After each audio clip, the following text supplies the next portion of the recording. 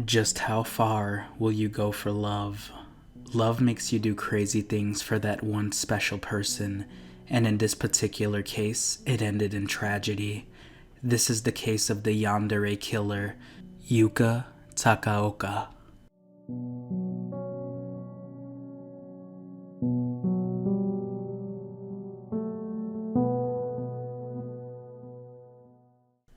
This story begins in the Shinjuku ward of Tokyo, Japan. 21-year-old Yuka Takaoka was working in the red light district as a manager in a hostess bar.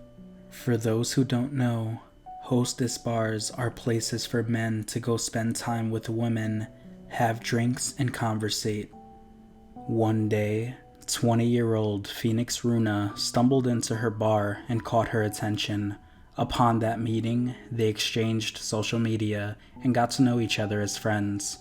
Later on, she would find out he was a host himself at a host club in the same district. It was then that the two started dating in secret outside of work.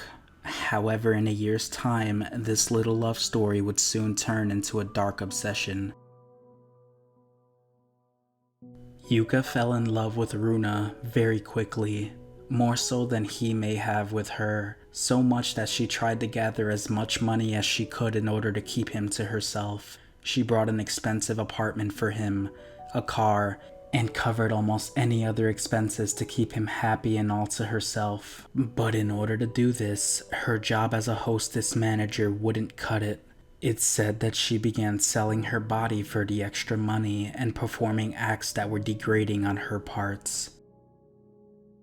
Runa apparently made a promise that he will eventually quit hosting and spend the rest of his time with her, but that promise was never fulfilled, and a turning point arose when Yuka had seen a picture of Runa with another woman. She also began noticing Runa was very distant from her, and it clicked to her what was going on.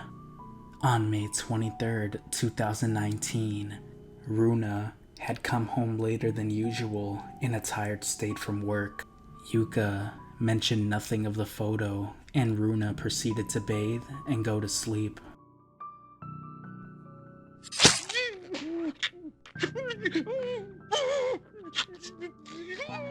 Runa was woken up by the sharp sensation of Yuka stabbing him in the lower abdomen with the kitchen knife.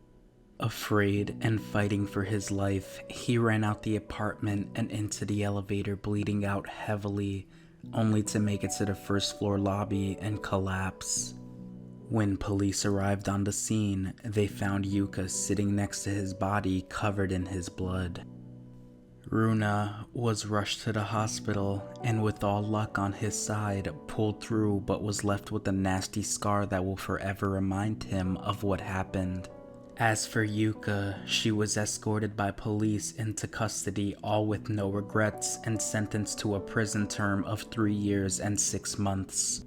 With an investigation, it was conveniently found out that Yuka had a thing for dressing up in Yandere cosplay on her Instagram, which can also explain why her acts turned out the way they did. The police department also discovered a personal journal of Yuka's that said things such as, I like you so much I want to kill you. Her profound obsession didn't end in the journals, as when asked by investigators what was her motive, she said, since I loved him so much, I just couldn't help it. But that bland statement soon unfolded emotionally when she stated, I was sad and seeking to die, and I thought how I would like to go about it. I thought I would kill him because I thought that's how I could be with him.